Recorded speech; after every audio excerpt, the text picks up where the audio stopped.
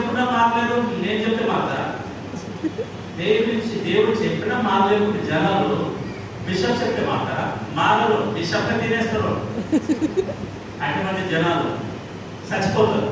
బతుకురైతే చచ్చిపోతారు. దేవుడు ఆ పరలోక రాజ్యానికి చేరనివ్వడు. మీరు చేరుతారు, అందరూ చేరేది తెలుసా మీకు?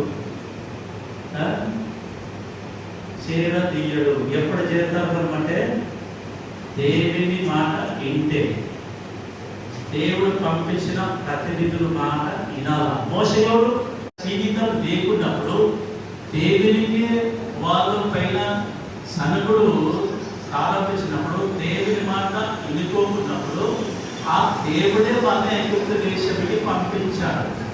ఎవరు కాదు. వాళ్ళ పైన ఉద్దేశం అంటే ఏముండదా, కొద్దిగా ఐశ్వర్యం పెట్టాలా, ఐశ్వర్యం తీసుకుంటే ఏముండదా. ఎందుకంటే నమ్మకం తక్కువ మన దేవుడి పైన. జీవకరమైన రొట్టె దేని అని ఒక రొట్టె తినాలి. జీవు మన ఒక జీవము